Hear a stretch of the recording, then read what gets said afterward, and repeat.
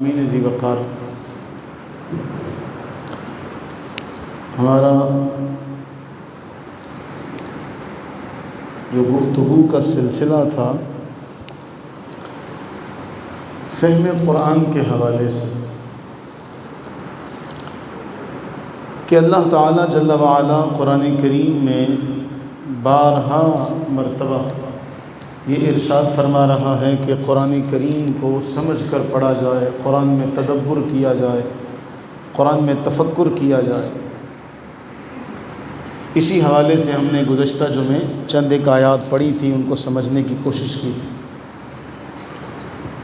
کہ اللہ تعالیٰ جل وعلا اور رسول اللہ صلی اللہ علیہ وآلہ وبارک وسلم ایک بنیادی سبق ایمان والوں کو دیتے ہیں کہ کتاب کی تعلیم، دانائی کی تعلیم، اور اس کی کو کم کرو اسے، نبی صلی اللہ علیہ وآلہ وسلم نے ارشاد فرمایا، ایک روایت کا مفہوم ہے، ہم نے کئی بار یہ روایت پڑھی ہے کہ دانائی کی بات مومن کی گمی ہوئی دولت ہے۔ الحکمت کلمۃ الحکمت ضالۃ المؤمن او کما قال، کہ حکمت جو ہے، دانائی، یہ مومن کی گمی ہوئی دولت ہے، اسے جہاں سے ملتی ہے وہ اسے وہاں سے لے لیتا ہے۔ معلوم یہ ہوا کہ قرآن اگر ہم غور سے پڑھنا شروع کریں تو آغاز میں سبق ہوا کہ اقرأ، پڑھیے، اور صرف لفظوں کو نہ پڑھیے بلکہ اس کے معانی اور مفاہیم کو سمجھیے۔ سورہ آل عمران کی آیہ مبارکہ نمبر 190 191 آپ کے سامنے اللہ تعالیٰ قرآن میں ارشاد فرما رہا ہے کہ ان فی خلق السماوات۔ اب ان آیات کو ذہن میں رکھیں، ان آیات کو سامنے رکھیں، ان کا ترجمہ اس کے اوپر غور کریں، پھر میں اس کے بعد ایک سوال آپ کے گوش گزار کروں گا۔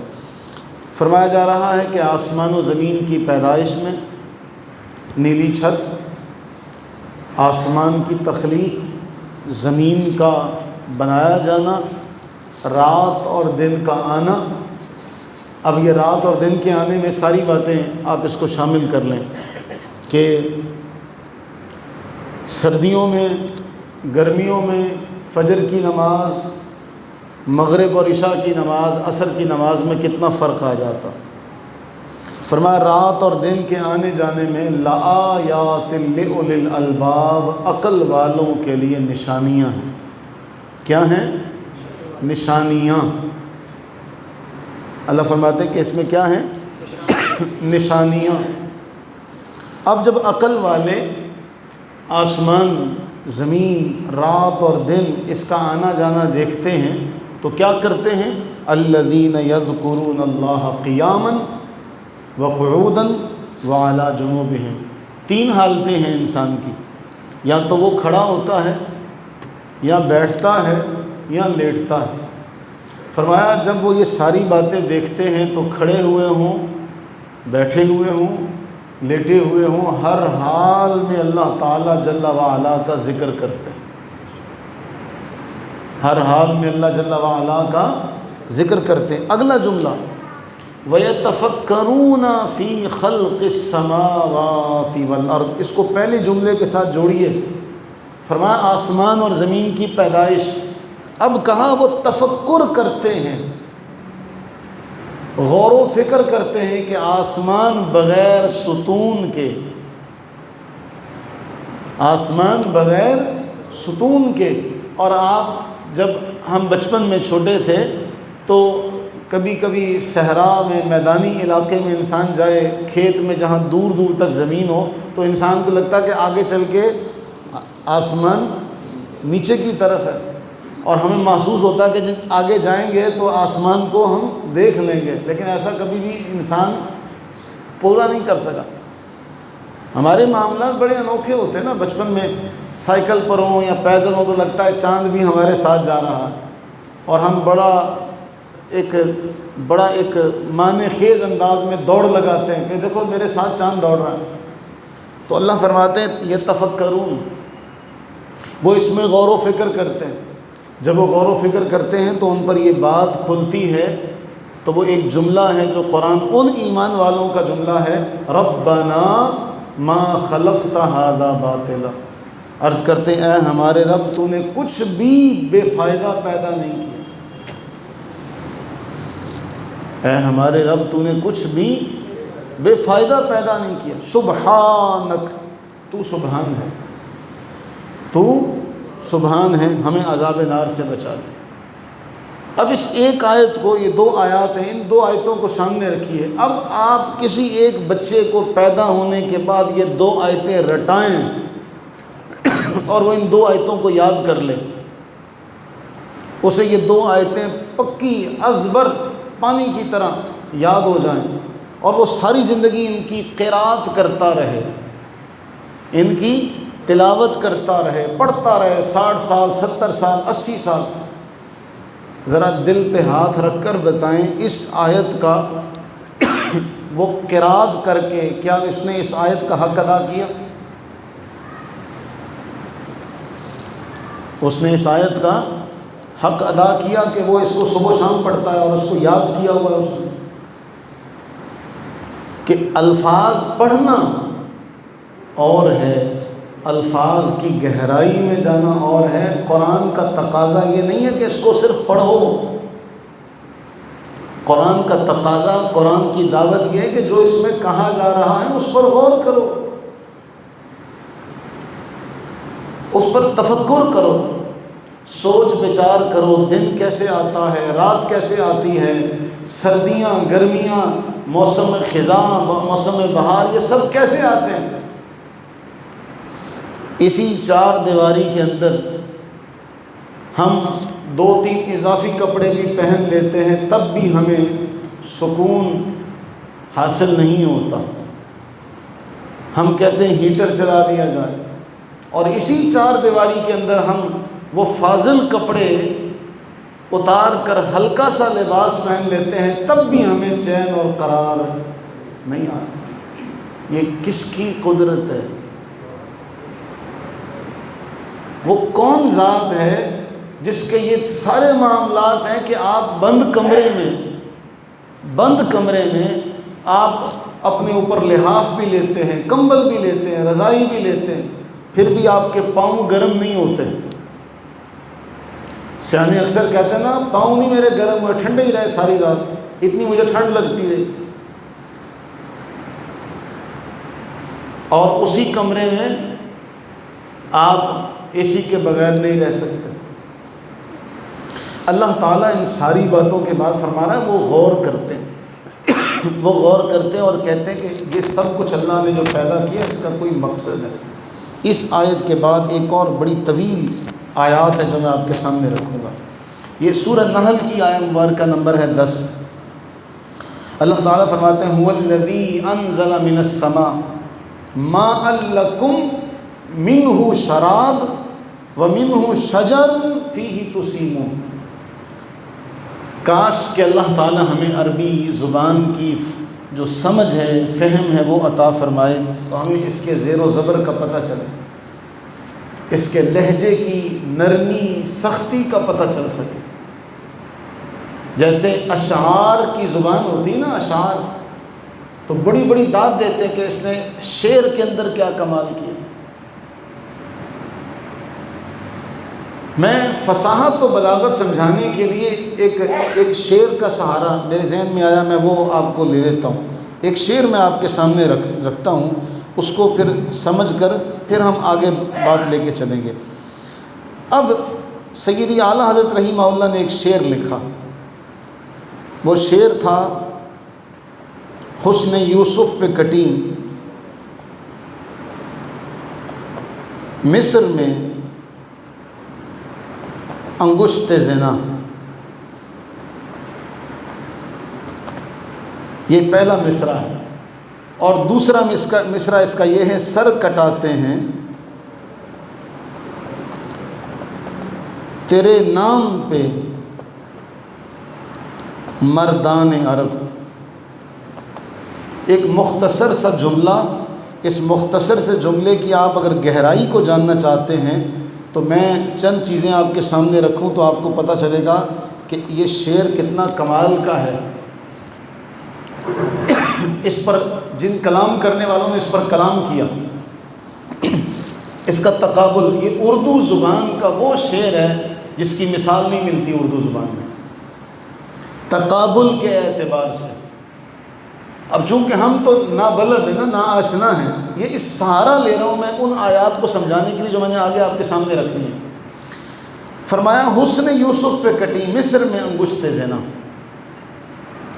سر کٹاتے ہیں اے آقا کریم صلی اللہ علیہ وآلہ وبارک وسلم آپ کے نام پر مردان عرب۔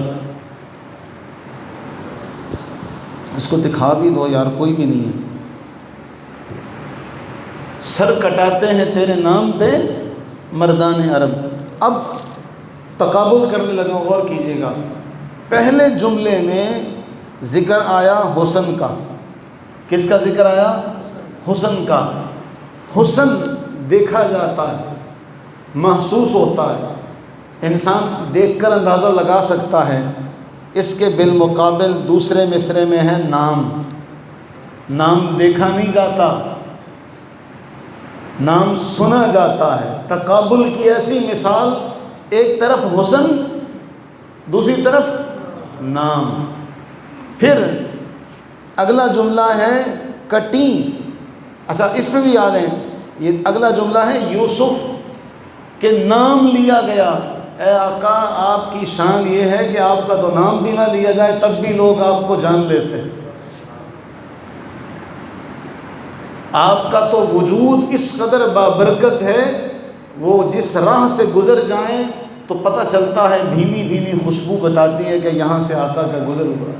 یہ شمائل کے اندر روایات میں آتا ہے، یہ کوئی افسانوی باتیں نہیں ہیں، یہ کوئی افسانہ نگاری نہیں ہے کہ میں افسانوی ایک خیالی بات کر رہا ہوں کہ یہاں سے آقا کریم علیہ السلام کا گزر ہوا۔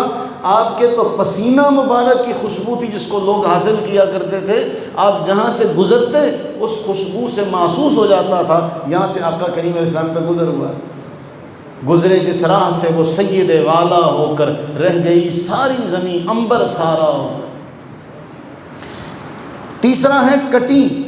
کٹی کے اندر اختیار نہیں ہوتا۔ کٹی کے اندر اختیار، جبکہ اس کے بالمقابل دوسرے مصرے میں لفظ ہے کٹاتے ہیں۔ کٹی کٹاتے ہیں، کتنا فرق آیا۔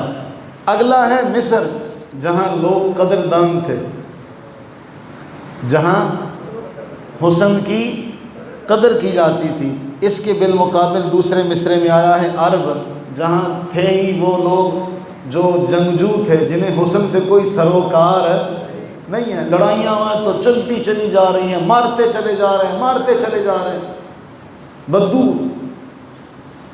اور آگے ہیں انگشت زنا۔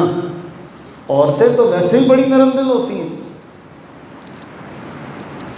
عورتیں تو ویسے ہی بڑی نرم دل ہوتی ہیں، لیکن اس کے بالمقابل مردان عرب کوئی جوڑ نہیں ہے۔ یہ ہے یہ ہے فصاحت و بلاغت کی ایک مثال، فن شعری کے اندر تقابل کی ایک مثال۔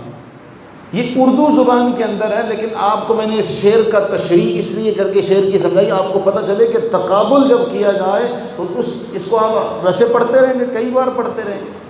ہمارے ہاں تو اشعار پڑھنے والے بھی ایسے ایسے کمال کے ہوتے ہیں کہ المان والحفیظ، ان کو پتہ ہی نہیں ہوتا کہ جی ہم نے کیا کر دیا۔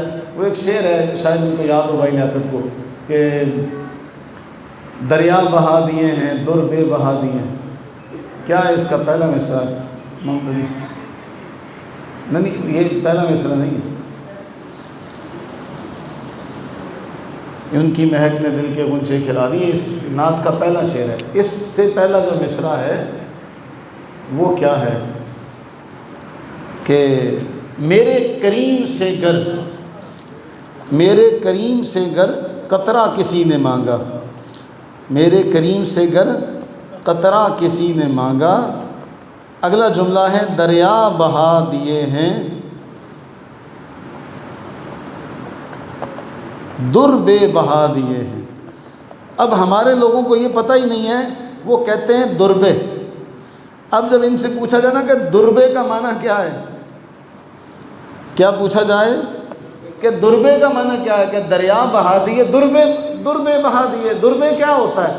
تو یہ نہیں ان لوگوں بیچاروں کو پتہ کہ یہ در الگ لفظ ہے، بے الگ لفظ ہے۔ بے بہا، کیا؟ بے بہا، وہ در موتی۔ آپ سے کسی نے قطرہ مانگا، آپ نے دریا بہا دیے، موتی نچھاور کر دیے، بے بہا۔ تو اب یہ پڑھنے والا کہتا ہے دربے، تو پڑھنے والے کو بھی نہیں پتہ ہوتا کہ دربے کا معنی کیا ہے، حالانکہ در الگ لفظ ہے، بے۔ تو ہم تو ایسے بیچارے اللہ والے ہیں کہ ہم تو اردو زبان کا یہ حال کرتے ہیں جو ہماری اپنی زبان ہے، تو ہم عربی سے کیا توقع کریں گے کہ ہمیں اس کی سمجھ آئے گی؟ عربی کے حوالے سے کیا توقع کی جائے کہ ہمارے معاشرے میں لوگ اس کو سمجھیں گے؟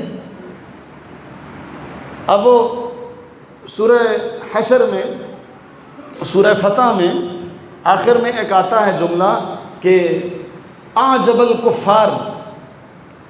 اب کفار کا جب آپ کے ذہن میں نام آئے تو آپ کہتے ہیں کفار سے مراد کون ہے؟ کافر ہیں۔ یہاں کفار سے مراد کسان ہیں۔ آپ سوچتے رہیں، 11ویں پارے میں ذکر آتا ہے بنیان، آپ کہتے ہیں بنیان وہ ہوتی جو ہم نے نیچے پہنی ہوتی ہے، جبکہ وہاں قرآن جو بنیان ذکر کر رہا ہے، قرآن اس سے مراد بنیاد لے رہا ہے۔ افمن اسس بنیان، کہ انہوں نے جو بنیاد رکھی تھی، لا یزال بنیانہم الذی بنوا ریبۃ۔ تو میرے عزیزو، ہم تو اردو کا یہ حال کرتے ہیں، تو ہم سے کیا توقع کی جائے کہ ہم عربی کا کیا حشر کرتے ہوں گے؟ تو یہاں اللہ نے فرمایا هو الذی انزل من السماء ماء، پتہ ہے اللہ تعالیٰ جل وعلا کی ذات وہ ہے جس نے تمہارے لیے آسمان سے پانی اتارا۔ منہ شراب، اس ایک جملے کی گہرائی پر آپ نے غور کرنا، میں صرف اشارہ کروں گا، اس میں سے کچھ تم پیتے ہو۔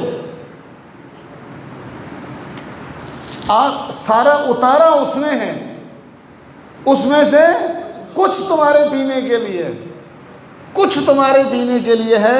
وَمِنْهُ شَجَرٌ فِيهِ تُسِيمُونَ، اور اس میں سے کچھ ہے جس سے تم شجرکاری، باغات، پودے، تم یہ کام لیتے ہو۔ پانی اس نے اتارا، کچھ تمہارے پینے کے لیے ہے اور کچھ تمہارے شجرکاری کے لیے۔ اس جملے پر غور تبھی ہوگا نا جب آپ کو اس کے معنی کا پتہ ہوگا۔ آپ یہ آیت پڑھ رہے ہوں گے اور آپ کے ذہن میں ہوگا یا اللہ تو کس قدر عظمتوں والا ہے، تو نے پانی اتارا، کچھ پانی ہم پیتے ہیں، کچھ پانی درختوں کو دیا جاتا ہے۔ اب یہ تقسیم اگر نہ ہوتی تو تھوڑا سا غور کریں، درختوں والا پانی انسان ہے، اس لیے علیحدہ علیحدہ ذکر کیا کہ تمہارے لیے علیحدہ ہے، ان کے لیے علیحدہ ہے، لیکن اتارا اسی نے ہے، ایسا نہیں ہے کہ تم کو جی وہ بھی ہم لے لیں۔ یہ اس کی تقسیم ہے۔ پھر اس کے بعد اگلی آیت میں ایک جملہ ہے، پھر وہ پانی جو تم نہیں پی سکتے وہ اس پانی سے کھیتی اگاتا ہے، پھل اگاتا ہے، زیتون، نخیل، اعناب، کھجور، انگوریں، وَمِن كُلِّ الثَّمَرَاتِ، ہر قسم کے پھل۔ اب آپ قرآن کی فصاحت و بلاغت یہ ہے کہ قرآن کے جو مخاطب لوگ تھے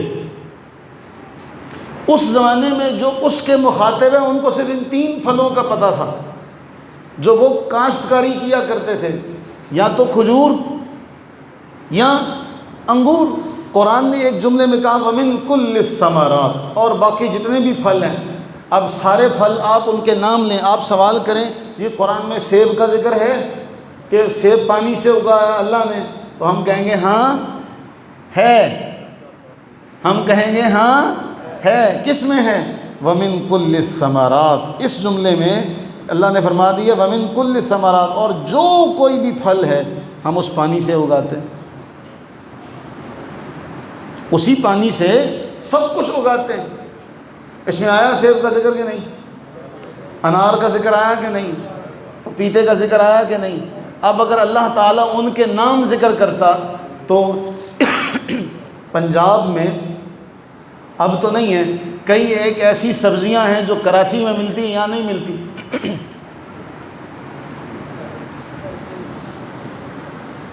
کئی ایک ایسی سبزیاں جن کا نام لیا جائے تو آپ حیران ہو کے دیکھیں گے یہ کون سی سبزی ہے۔ آج سے چند سال پہلے دیہات میں کہیں سے پتہ چلتا بھئی پپیتا، تو وہ کہتے یہاں تو ہمیں پنجاب میں نہیں ملتا، پنجاب میں نہیں ملتا۔ تو یہ ایک جن سے خطاب کیا گیا ان سے ان کے ذہنوں کی استعداد کے مطابق اللہ نے فرمایا یہ چیزیں ہیں، اور اس کے علاوہ جو کچھ ہے وہ ہر پھل اللہ اگا رہا۔ یہ قرآن کی فصاحت و بلاغت۔ پھر اس کے بعد جملہ فرمایا وَسَخَّرَ لَكُمُ اللَّيْلَ وَالنَّهَارَ وَالشَّمْسَ وَالْقَمَرَ وَالنُّجُومَ مُسَخَّرَاتٌ بِأَمْرِهِ۔ دیکھو اللہ نے تمہارے لیے تابع کر دیے، تمہارے مسخر کر دیے، چاند بھی تمہارے لیے، سورج بھی تمہارے لیے، رات بھی تمہارے لیے، دن بھی تمہارے لیے، یہ ستارے بھی تمہارے لیے، سب کچھ، لیکن حکم اس کے سے یہ پابند ہے۔ اب جب آپ قرآن کریم پڑھیں گے اور اس آیت پہ پہنچیں گے تو آپ کے ذہن میں فوراً آئے گا کہ یا اللہ تو نے کس قدر میرا مرتبہ بڑھا دیا، چاند بھی میری خدمت پر معمور، سورج بھی میری خدمت پر مقرر، یہ رات اور دن بھی میرے لیے کہ اب سو جا، اب رات ہو گئی ہے، اب دن ہو گیا ہے، اب کام کاج پہ جا، اب گرمیاں ہیں اب یہ کر، اب سردیاں ہیں اب یہ کر، اب یہ موسم ہے اس موسم میں بیج بو، اب یہ موسم ہے اس موسم میں فصل کو کاٹ۔ یہ اللہ تعالیٰ نے جو ٹائم ٹیبل دیا یہ کس کے لیے دیا؟ اور اس کو اللہ قرآن میں بیان کر رہا ہے کہ دیکھو تو صحیح ہم نے تمہارے لیے کیا کچھ نہیں کیا۔ اور پھر ایک اور جملہ وَمَا ذَرَأَ لَكُمْ فِي الْأَرْضِ مُخْتَلِفًا أَلْوَانُهُ، اس ایک جملے کی آپ قدرت اللہ کی دیکھیں۔ فرمایا دیکھو آسمان سے پانی اترا، پانی ہم نے اتارا، زمین جس میں تم نے وہ بیج بویا، لیکن رنگ سب پھلوں کا الگ الگ ہے، مختلفاً الوانہ، نہ صرف رنگ الگ ہے، ان کے ذائقے میں بھی زمین آسمان کا فرق ہے۔ کیلا بھی میٹھا، کھجور بھی، انگور بھی، آم بھی، ان چاروں کی مٹھاس میں زمین آسمان کا فرق، چاروں ہی میٹھے ہیں۔ مٹھاس کے اعتبار سے یہ چاروں اپنی مثال آپ ہے، کھجور بھی میٹھی ہے، کیلا بھی میٹھا ہے، انگور بھی میٹھے ہیں اور آم بھی میٹھا، لیکن آپ ان کی مٹھاس کو ایک دوسرے کے ساتھ نہیں ملا سکتے۔ جو مالک جل وعلا دنیا میں آپ کو میٹھے کئی قسم کے پھل دینے پر قادر ہے، جنت میں کیوں کرنا ہوگا ایسا؟ معاملہ میرے عزیزو یہ ہے کہ ہم قرآن کو سمجھ کر پڑھیں۔ ہم قرآن کو ہم نے سمجھ کر پڑھا نہیں، ہم قرآن کو سمجھ کر پڑھیں تو یہ سارے کے سارے معاملے حل ہو جائیں گے۔ میں ایک اور بات آپ سے کروں، آپ نے سب نے سنی ہوئی ہے، کئی بار آپ لوگوں کی ذہنوں سے، آپ کی سماعتوں سے کئی بار ٹکرائی ہوئی ہے، اور آپ کے علم میں بھی ہوگا۔ اللہ تعالیٰ جل وعلا نے 17ویں پارے میں جب ان کفار کا ذکر ہوا تو ان سے فرمایا کہ دیکھو میں تمہیں ایک مثال دیتا ہوں، میں مفہومی انداز میں آپ کے سامنے وہ ذکر کروں تاکہ آپ سمجھ جائیں۔ یہ ترجمہ نہیں ہے کہ لفظی ترجمہ ہو کہ آپ کہیں جی یہ کہاں لکھا ہوا ہے، مفہومی ایک بات آپ سے فرمایا۔ دیکھو اللہ تمہیں مثال دیتا، ان الذین تدعون من دون اللہ، یہ اللہ کے علاوہ جن لوگوں کی تم عبادت کرتے ہو، جن کو تم پکارتے ہو، اس جملے میں بڑی معنی خیز آپ کی توجہ دلا دی گئی، جن کو تم پکارتے ہو اللہ کو چھوڑ کر، جن سے تم مدد مانگتے ہو اللہ کو چھوڑ کر، جن کی تم عبادت کرتے ہو اللہ کو چھوڑ کر، فرمایا لن یخلقوا ذبابا ولا اجتمعوا لہ، یہ سارے جمع ہو جائیں، میں نے سارے کو لمبا کیا، یہ سارے جمع ہو جائیں تو ایک مکھی بنا نہیں سکتے۔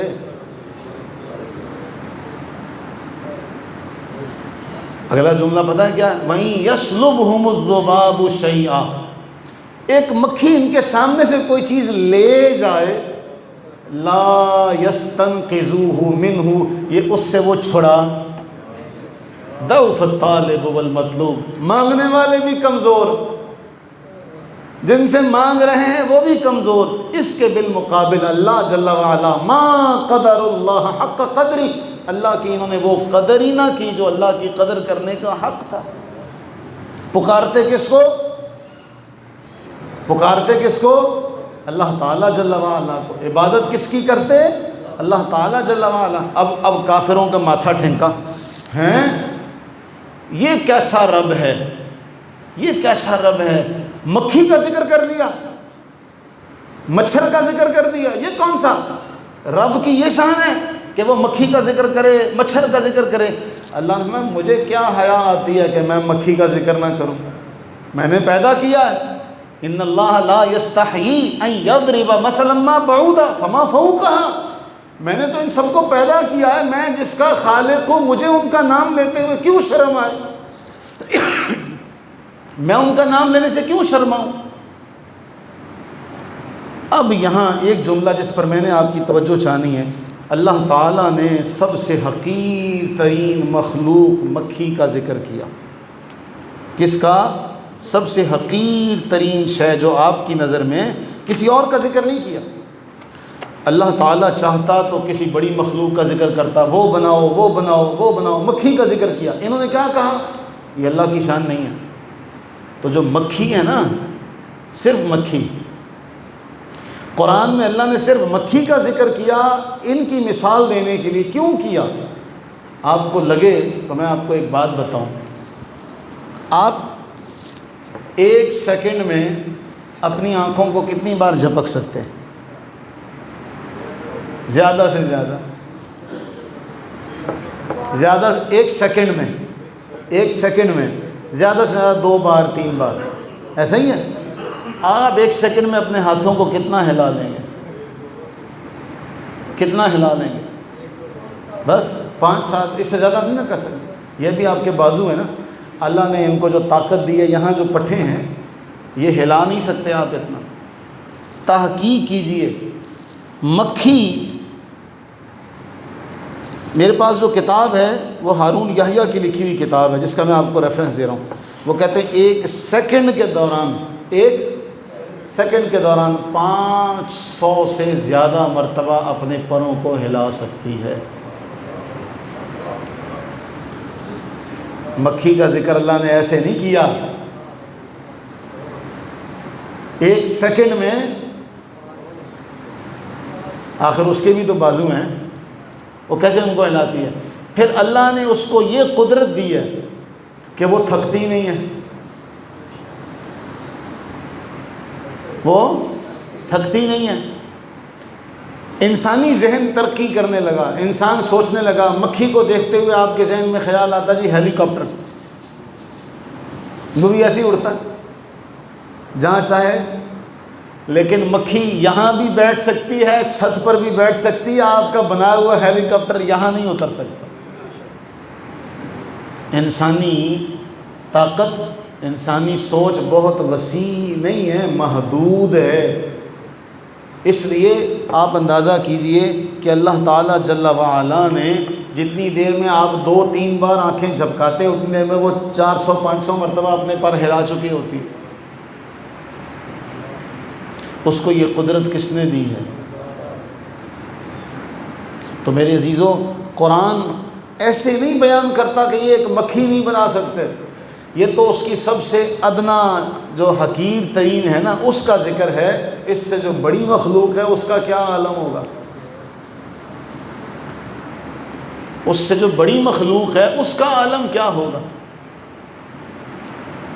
تو اللہ تعالیٰ جل وعلا نے حضرت انسان کو بنایا اور حضرت انسان کو بنا کر یہ کہا تم قرآن میں غور کیوں نہیں کرتے؟ ہم مسلمانوں کو خصوصی طور پہ کہا گیا افلا یتدبرون القرآن، تم قرآن میں غور و فکر کرو، تم قرآن میں کیا کرو؟ غور و فکر کرو۔ تو میرے عزیزو، ضرورت اس بات کی ہے کہ ہم قرآن سمجھ کر پڑھیں، ان سب چیزوں پر غور و فکر کریں۔ ہمارے بچے سائنس پڑھتے ہیں، سائنس کی تعریف کیا ہے؟ اس میں یہی سکھایا جاتا ہے، غور کیا جاتا ہے۔ غور کیا جائے. آپ ہر چیز پہ غور کریں. جتنا آپ غور کرتے چلے جائیں گے آپ کا ایمان اللہ تعالیٰ جل وعلا کی ذات پر بڑھتا چلا جائے گا، بڑھتا چلا جائے گا، بڑھتا چلا جائے گا. آپ بیج ایسے پھینکیں جیسے مرضی چاہے پھینکیں، جو اس کا پودا ہے وہ اوپر کو ہی جائے گا، جو اس کی جڑیں ہیں وہ نیچے کی طرف ہی جائیں گی. اگر یہ پابندی ہوتی کہ ہر گندم کا دانہ ایسے رکھنا ہے، ہر بیج کا ایسے کر کے منہ رکھنا ہے، تو انسان کو لگ پتہ جاتا. اور پھر کمال یہ ہے اللہ تعالیٰ کی قدرت اتنی کامل ہے، اتنی کامل ہے، اتنی کامل ہے. پودے سے، بیج سے 2 قسم کے پودے نکلتے ہیں. ایک میں مثال دے رہا ہوں سمجھانے کے لیے. بیج سے 2 قسم کے، ایک اوپر اور ایک نیچے والے کو ہم جڑ کہہ دیتے ہیں، اوپر والے کو ہم شاخیں کہہ دیتے ہیں. اب بتائیے جو بیج سے اوپر والا حصہ ہوتا ہے وہ سخت ہوتا ہے یا جو نیچے والا ہوتا ہے وہ سخت ہوتا ہے؟ جڑ جو ہوتی ہے وہ نرم ہوتی ہے یا اوپر کا تنا نرم ہوتا ہے؟ جڑ نرم ہوتی ہے. اب آپ زمین میں انگلی ڈالیں تو آپ انگلی زمین میں داخل نہیں کر سکتے. آپ انگلی زمین میں داخل کرنا چاہیں، زور ہے انگلی میں، آپ اس کو زمین میں داخل، وہ کمزور سی جڑ کہاں کہاں سے رستہ بنا کے چلی جاتی ہے. جن لوگوں کے گھروں میں درخت لگے ہوئے ہوں وہ پتہ ہوگا جی یہاں سے بھی جڑ نکل آئی، پیپل کے درخت جہاں لگے وہ یہاں سے بھی جڑ نکل آئی، یہاں سے بھی جڑ نکل آئی. یہ سب کی سب اللہ تعالیٰ جل وعلا کی قدرت کاملہ ہے، جس کا اللہ نے بیان قرآن میں فرمایا. تو جب انسان ان چیزوں کو سمجھ کر پڑھتا ہے تو پھر اس پر یہ آنکھ، یہ بات کھل جاتی ہے کہ یہ سب اللہ تعالیٰ جل وعلا نے پیدا کیا. اور کیا کہتا ہے؟ ربنا ما خلقت ھذا باطلا، اے باری تعالیٰ کچھ بھی بے فائدہ نہیں ہے. یہ کب کہے گا؟ دیکھیں نا، آپ اپنی خواتین کے ساتھ چلے جاتے ہیں، یہ ڈنر سیٹ لینا ہے تو کیا کہتے ہیں یار ڈنر سیٹ کے اندر کچھ چیزیں فالتو ہوتی ہیں وہ ہمارے کام نہیں آتی. جیسے ہم جہیز دیتے ہیں اپنی بیٹیوں کو تو وہ سارا ہی استعمال ہوتا ہے، اس میں کچھ چیزیں فالتو ہوتی ہیں جو ساری زندگی استعمال میں نہیں آتی. اور پھر کیا کہتے ہیں بعد میں 20 سال 25 سال گزرنے کے بعد بیٹی اور بیٹی کے جو سسرال والے ہیں وہ کہتے ہیں ہمیں لکڑی دی تھی ساری. پھر وہ کہیں چھت کے اس کونے پر ہوتا ہے، پھر اس کونے پر ہوتا ہے. یعنی انسان ان چیزوں پر غور کرتا ہے. جب وہ غور کرنے لگے تو پھر وہ یہ بات کہتا ہے اے باری تعالیٰ تو نے تو کچھ بھی بے فائدہ نہیں پیدا کیا، میں ہی ہوں جو فالتو چیزوں کے پیچھے بھاگتا رہتا. اس لیے حضرت انسان کا معنی یہ نہیں ہے حضرت انسان کی زندگی جانور جیسی نہیں ہے. جانور کی یہ زندگی ہے کہ کھایا پیا اور فارغ. حضرت انسان کی زندگی جانور سے الگ ہے. یہ صرف کھانے پینے کے لیے نہیں، یہ اپنے مالک کی بندگی کے لیے، اپنے مالک کی فرما برداری کے لیے. وہ اس بات کو جانے سمجھے کہ اگر میری زندگی صرف کچن سے شروع ہوتی ہے اور واش روم پر ختم ہوتی ہے تو مجھ میں اور گائے بھینس میں کیا فرق ہے؟ وہ تو پھر بھی فائدہ دے کے جاتی ہے ساری زندگی، تو میری زندگی تو ان سے بھی بدتر ہے. میں کیا کر رہا ہوں؟ اس لیے یہ کوئی مشکل کام نہیں ہے. قرآن کو آج سے سمجھ کر پڑھنا شروع کریں، اس پر تحقیق کریں، کسی قابل لائق جہاں آپ کا دل مانے. آپ کپڑا لینے کے لیے بھی جائیں تو آپ کو پتہ نا کون سی دکان سے ملتا. آپ جوتی لینے کے لیے بھی جائیں تو آپ کو پتہ ہے. آپ نے کبھی یہ نہیں کہا کہ جی اتنی ساری دکانیں جوتیوں کی میں کیا کروں، مجھے کیا پتہ کون سی دکان سے اچھی ملتی. تو آپ کو اللہ نے فہم اور شعور کی دولت دی ہے. آپ کو تحقیق کرنی پڑے گی کہ یہاں سے دین صحیح ملتا ہے، جہاں سے ملتا ہے وہاں سے لے لیں. آپ کی دانش میں جو آپ کو صحیح لگے. تحقیق کرنے کے بعد کم از کم آپ اللہ کے حضور یہ تو عرض کر سکیں کہ باری تعالیٰ جہاں تک میری پہنچ تھی میں نے ساری تحقیق کی ہے اور میں نے اس کے بعد یہ دین سیکھا. لیکن نہیں، ہم اس بارے میں لیٹے ہیں تو لیٹے ہوئے جو چیز ہمارے سامنے آ گئی ہم نے اس کو سن لیا. ہم نے کہا ٹھیک ہے، ہم نے کہا ٹھیک ہے، یہ بھی ٹھیک ہے، وہ بھی ٹھیک ہے، فلاں بھی ٹھیک ہے، فلاں بھی ٹھیک ہے، کوئی نہیں سارے ٹھیک ہے، یہ بھی کر لو وہ بھی کر لو. رسول اللہ صلی اللہ علیہ وآلہ وبارک وسلم نے حضرت عمر کو تورات پڑھتے ہوئے دیکھا تھا. مفہوم حدیث ہے، اس پہ آپ کا چہرہ مبارک اس قدر متغیر ہوا کہ کسی نے کہا حضور علیہ السلام کا چہرہ دیکھو، اس کی رنگت بدل گئی ہے۔ اللہ کے نبی علیہ السلام نے ایک جملہ فرمایا، اگر آج میرے سامنے تورات پڑھ رہے ہو، لو ان کان موسیٰ حیا ما وسعہ الا اتبعنی او کما قال، اگر آج موسیٰ علیہ السلام آ جائیں تو جن کی تم کتاب پڑھ رہے ہو، اگر یہ آ جائیں نا، یہ بھی آ کے سوائے میری پیروی کے ان کے پاس کوئی راستہ نہیں بچے گا۔ سبق ہے اس میں، ہمارے لیے سبق ہے اس میں کہ ہم بھی دیکھیں کہ ہم کس راستے پر جا رہے ہیں۔ میں بات مکمل کرتا ہوں۔ ہمیں ساری دنیا کی معلومات کا پتہ، میں آپ سے پوچھوں کپڑے کہاں سے اچھے ملیں گے، آپ کو دکان پتہ ہوگی جی وہاں سے اچھے ملیں گے۔ آپ سے پوچھوں جوتی کہاں سے اچھی ملے گی، تو آپ مجھے انگلیوں پر گنوا دیں گے، آنکھ بند کر کے فلاں فلاں فلاں جگہ سے۔ میں آپ سے پوچھوں برگر شاورما کہاں سے اچھا ملتا ہے، تو آپ کے چھوٹے سے بچے کو بھی پتہ ہوگا، وہ بھی بتائے گا پاپا وہاں سے صحیح ملتا ہے۔ صرف دین کے بارے میں ہمیں یہ شعور نہیں کہ کہاں سے صحیح ملتا، ہم قصے کہانیاں سنتے چلے جا رہے آنکھ بند کر کے۔ تو وہ بھی ہم سے پوچھا جائے گا کہ اے بندہ خدا، سب چیزوں پر تیری عقل چلتی ہے، جب میری باری آتا تو کہتا کوئی نہیں یار، وہ دو باتیں ہی سیکھنی سننی ہے، کوئی نہیں، نماز ہی پڑھنی ہے۔ تو وہ صرف نماز ہی پڑھتے ہیں، اس کے بعد پھر ان پر آگے معاملہ ختم ہو جاتا ہے۔ میں اللہ سے دعا کرتا ہوں کہ اللہ تعالیٰ اپنی رحمت کا صدقہ ہمیں